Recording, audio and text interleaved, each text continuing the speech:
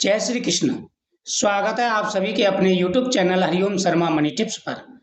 मार्गशीर्ष मास के चौथे अध्याय की कथा हम आपको सुनाने जा रहे हैं। इस कथा में तिलक के बारे में बताया गया है। स्वयं भगवान ने बताया कि तिलक किस प्रकार से लगाना चाहिए और किस किस चंदन का यानी कैसे चंदन तैयार करें, कौन कौन से चंदनों का हम तिलक लगाएं।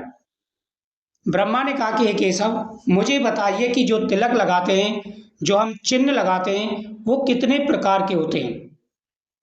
भगवान ने कहा, हे पुत्र सुनो, मैं तुम्हें पूरी जानकारी देता हूँ। पुंडर 3 प्रकार के होते हैं, यानी तिलक जो हम लगाते हैं उनके चिन्ह 3 प्रकार के होते हैं। पहला होता है तुलसी की जड़ से ली गई मिट्टी से अंकित पुंडर, गोपी चंदन, द्वारका की पीली मिट्टी से अंकित पुंडर और हरि चंदन यानी पीला चंदन। इन पुंडरों को बुद्धिमान भक्त द्वारा अंकित किया जाना चाहिए। यानी 3 प्रकार के चिन्ह होते हैं हम जो लगाते हैं तिलक। तो सबसे पहला आप तुलसी की जड़ की मिट्टी से तिलक लगा सकते हैं। दूसरा द्वारका से लाई गई पीली मिट्टी और तीसरा गोपी चंदन। इन चीज़ों से हम तिलक लगा सकते हैं। अगर इन चीज़ों का तिलक लगाया जाए तो भगवान प्रसन्न होकर के आशीर्वाद देते हैं। जीवन में जो भी समस्याएं होती हैं सारी दूर हो जाती हैं। तो ये जो तिलक है ये बहुत ही शुभ तिलकों में से माने गए हैं। जब आप तिलक कर रहे हो तो इन बात का याद रखें। यदि कोई भक्त मनुष्य भगवान श्री कृष्ण की प्रिय तुलसी की जड़ से मिट्टी लेकर उससे ऊर्ध्वाधर पुंड्रू बनाता है तो भगवान उससे बेहद ही प्रसन्न होते हैं और उनकी मनोकामना पूरी करते हैं।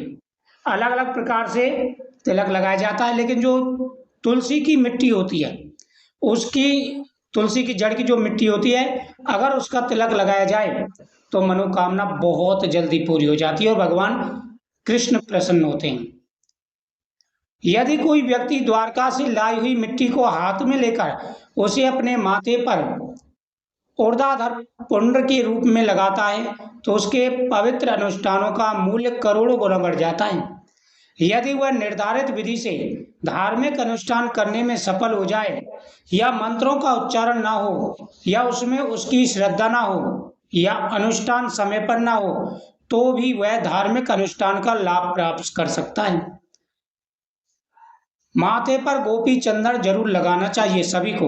यदि कोई ब्राह्मण प्रतिदिन अपने माथे पर गोपी चंदन सहित पुंड्र का उत्तम पवित्र चिन्ह धारण करता है तो उसे रात हो या दिन उसे वह फल प्राप्त होता है जो सूर्य ग्रहण के समय कुरुक्षेत्र में या प्रयाग में स्नान करने से प्राप्त होता है। उससे भी बढ़कर के वह मेरे घर में देवों की भांति निवास करता है।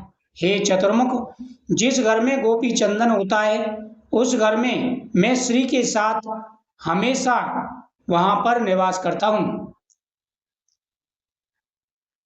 यदि कोई मनुष्य द्वारका से उत्पन्न मिट्टी का जो अत्यंत पवित्र है, कलयुग के समस्त पापों का नाश करने वाली है तथा मेरे मंत्र से प्रेरित है, सदैव अपने माथे पर धारण करता है तो वह सब पापों से मुक्त हो जाता है और कभी भी यम के दर्शन नहीं करता।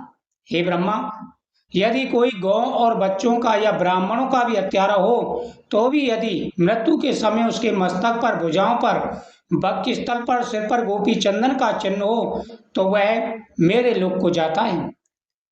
जिसके मस्तक पर गोपी चंदन का चिन्ह है उसे दुष्ट आत्माएं नहीं सताती, ना ही राक्षस, ना ही ऊपरी व्याधा, ना यज्ञ पिशाच, सर्प और भूत प्रेतों के समूह पीड़ा नहीं पहुंचाते। मेरी शक्ति से वह सदैव रक्षित रहता है। यदि किसी व्यक्ति के माथे पर सीधा और कोमल पुंड्र दिखाई दे तो वह निसंदेह शुद्ध आत्मा है। यदि वह चांडाल भी हो तो भी वह सम्मान के योग्य होता है। जो व्यक्ति माथे पर चंदन लगाते हैं अपने कुल के हिसाब से, जैसे आपकी परंपरा है वो चंदन लगाते हैं तो वह व्यक्ति बहुत ही पवित्र माना जाता है।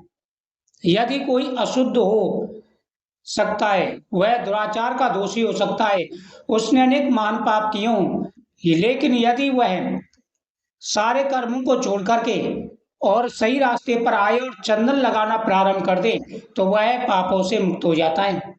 हे चतुर्मुख, मुझे प्रसन्न करने के लिए अथवा मंगल की कामना से अथवा अपनी रक्षा के लिए मेरे भक्त को मेरी पूजा या होम के समय, चाहे वह सायंकाल में हो अथवा प्रातः काल में, सदैव संसार का नाश करने वाले चंदन को धारण करना चाहिए। जो संसार की अशुभ शक्तियों का नाश करता है, जो संसार की बुराइयों का नाश करने वाला चंदन है, वह जरूर धारण करना चाहिए। संसार की सारी शक्तियों को, अशुभ शक्तियों का ये नाश कर देता है चंदन। यदि किसी पुरुष की मृत्यु कहीं हो जाए तो वह वायु रथ पर सवार होकर मेरे लोक में आएगा, चाहे वह चांडाल ही क्यों ना हो। जब ऊर्ध्व पुंड्र चिन्ह वाला कोई मनुष्य किसी व्यक्ति द्वारा दिया गया भोजन ग्रहण करता है तो मैं उस व्यक्ति की 20 पीढ़ियों को नरक से मुक्ति प्रदान दिलाता हूँ। हे भाग्यशाली, जो व्यक्ति दर्पण या जल में देखकर सावधानी पूर्वक ऊर्ध्व पुंड्र चिन्ह लगाता है वह महानतम लक्ष्य को प्राप्त होता है। विभिन्न अंगुलियों से गोपी चंदन लगाने से होने वाले लाभ अनामिका को शांति प्रदान करने वाली कहा गया है, मध्यमा दीर्घायु प्रदान करने वाली है, अंगूठा पोषण प्रदान करने वाला है और तर्जनी मोक्ष प्रदान करने वाली है। यदि कोई व्यक्ति गोपी चंदन का एक टुकड़ा किसी वैष्णव को देता है तो उसके परिवार की 108 पीढ़ियां मुक्त हो जाती हैं। यज्ञ, दान, तप, होम, वेदों का अध्ययन, पितरों को जल अर्पण, ये सभी कार्य यदि पुंड्र चिन्ह के बिना किए जाएं तो निष्फल हो जाते हैं। यानी बिना चंदन लगाए यदि कोई शुभ कार्य करता है तो वह निष्फल हो जाता है। चंदनम महत् पुण्यम पवित्रम पाप नाशनम आपदम हर तुम्हें पापम लक्ष्मी तिष्ठति सर्वदा। जो व्यक्ति चंदन लगाता है उसके सारे पापों का नाश होता है और उसके घर में हमेशा लक्ष्मी का वास होता है। इति श्री वैशाख मास का चतुर्थ अध्याय संपूर्ण हुआ। जय श्री कृष्ण।